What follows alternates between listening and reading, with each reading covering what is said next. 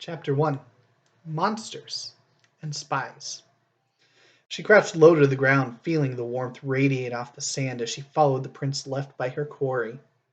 As she crested the dune, she knew this trail would lead one of them to their death. The wind hadn't done enough to cover its path, meaning she was close.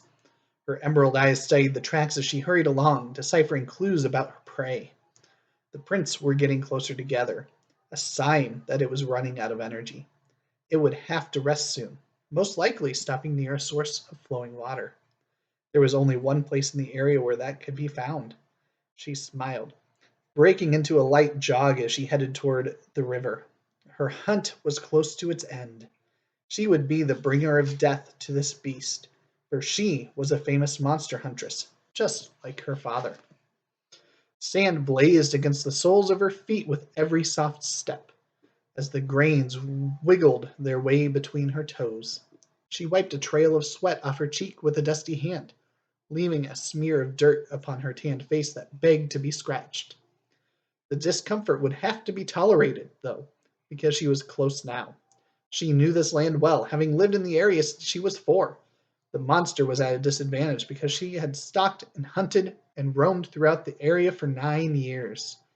Her hand reached down to grip the hilt of her sword as she took cover behind a large boulder. The pond was on the other side and, if her deduction was accurate, so was her target. It was her first time hunting a black-tailed warg, the most ferocious predator within 50 miles of Tirgoth. Her father had killed one last month, bringing home its massive pelt as a trophy. The black-tailed warg were extremely rare around their village, but she was a skilled hunter and tracker, just like her father. She knew that the bigger and meaner the monster, the better the prize at the end of the hunt. This would become the crown jewel in her collection so far. She poked her head around the edge of the stone. Her prey was bent over a small river, taking a sip of the cool water. A thick black stripe, the distinguishing mark of the monster, ran through its matted, sand-coated gray fur. The monster was massive, likely 3 heads taller than her father. Pale yellow eyes looked around, alert and afraid. Black lips were pulled back in a low snarl that revealed fangs as long as her arm. It was trapped now. Eva slowly drew her blade from its sheath.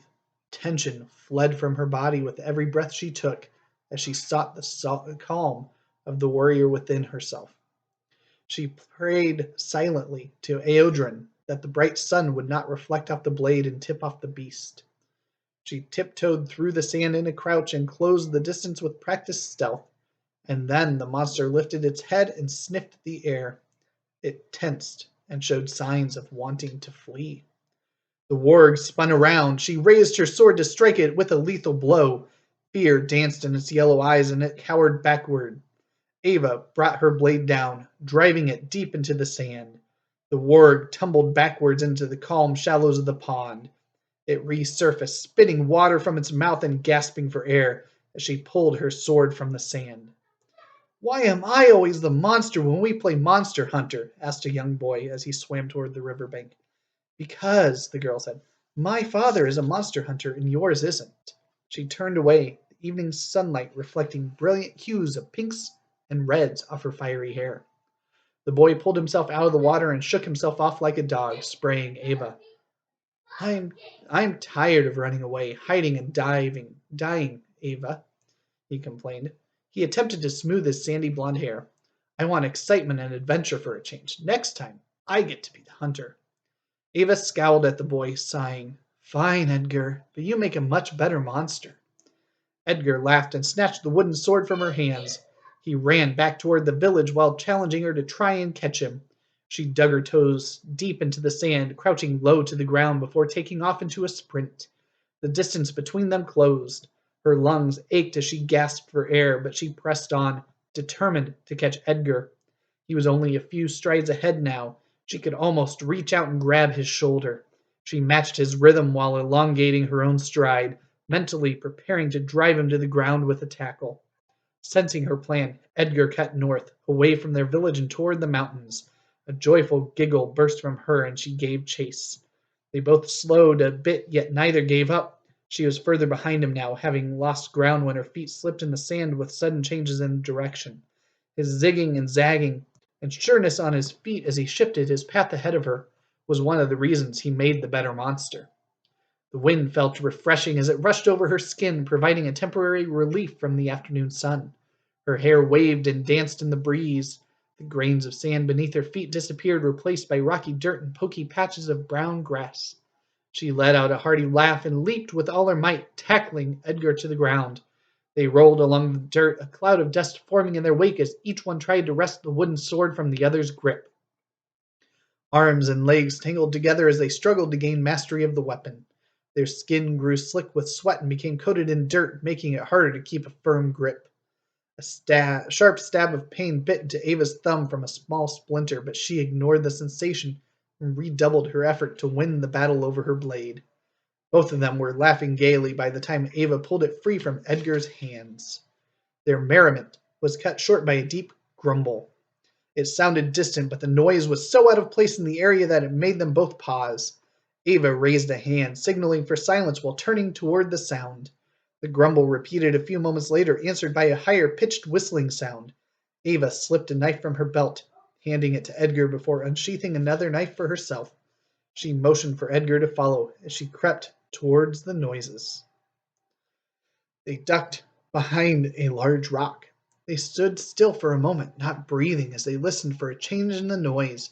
She stood in silence, motionless, eyes closed, taking in the pattern of the sounds. Hearing nothing out of the ordinary, Ava peeked around the edge. "Goblins," she whispered to Edgar. "Two of them. They are asleep in the clearing. They must be a scouting party." "Scouting what?" "I bet they are checking out the village to see if we're undefended now that Father and his men are gone on a mission. We can't let them report back or we'll have the whole horde swarming down on us before dawn breaks. But how are we supposed to keep them from telling the other goblins?"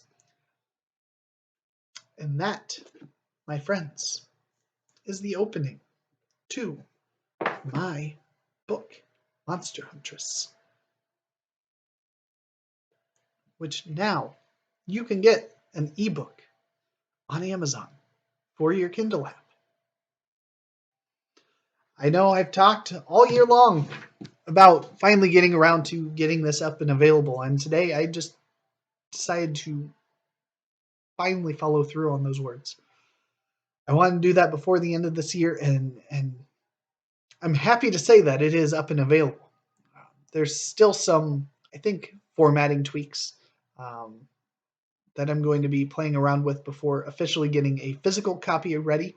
So that one may not be this year, it may be January. But I intend to have both that and A Merchant in Ori and Other Tales ready for paperback copies sometime in the very near future as well. Turns out I've done a little scouting around on Amazon, and they've got a decent program there for being able to go direct to print. And then they do print on demand. So those will be coming. But if you want a book to read now, you have the access to it. And for those that are following the unholy Criminale and his dastardly evil scheme of not buying any books until you've read 100 books, I have good news for you. So Greg, Criminale, Michael, send me an email. I'll send you a copy for now. An e-copy if you would like one. And then you could say, I didn't buy a book. And then when you reach that 100, you're welcome to come back and buy said book.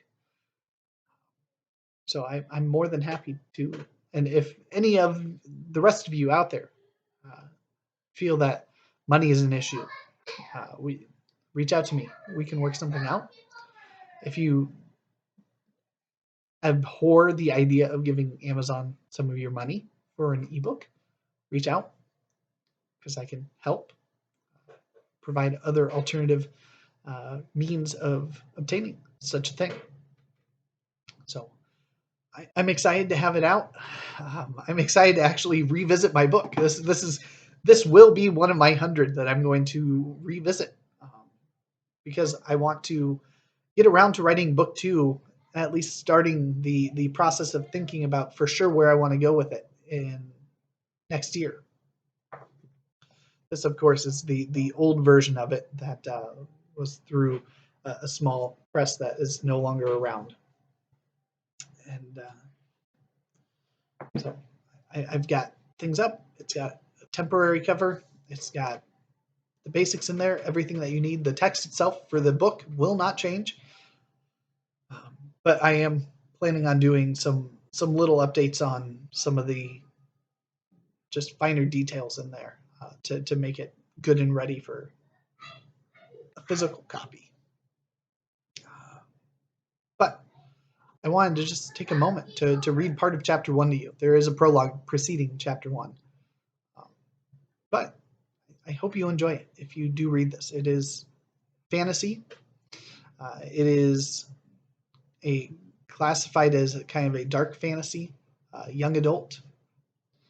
The protagonist, Ava, is young at the writing of the book. But I hope that you will agree that it avoids some of the things that irk me about YA. I actively avoid, such as love triangles. There's if you're all in for love triangles, you won't find one in my books. I don't understand that. But Ava is by far one of my favorite characters that I've ever written about, and there's a reason why she not only appeared in several short stories, which you can find in the A Merchant in Oria and Other Tales collection, telling stories of her when she's older, but then I had to go and write basically her origin story, and what is planned to be hopefully 3 books if I get around to it. My plan for 2022 is to start small, not only getting the print copies of these up, but to look at calls for submissions for short stories, and to try to write something for one of those each month. If there's no calls for submission that fit something that I feel like writing, I'll just write a story and send it off. So my goal for 2022 as an author is to try and write 12 short stories and 12 poems. So that's 1 a month on each. That's something that I think should be achievable. And that'll get me back into flexing those writing muscles that have been on an extended break. And then hopefully 2023, start writing book 2 of this in earnest. I'm excited to have it out and available to hear feedback from people. Feel free. I mean, don't feel obligated to leave reviews. Don't feel obligated to make purchases or anything like that. This is out there for you because that is what I want. It's what I've always wanted, is to have it out for people to enjoy. So again, if money's an issue or anything like that, don't hesitate. Reach out to me. This is a book that I want people to be able to read. I don't want to just keep it hoarded on my shelf for myself. So thank you, BookTube, for giving me a chance to talk about this. For those that are sticking around, because you know I can't make a short video, thank you for listening to me just kind of prattle on about this. I'm very excited to hear some reactions and to just get back into reading it again myself, because it's a character I love so much, and a story that I am sure will be very fond to revisit. So, thank you.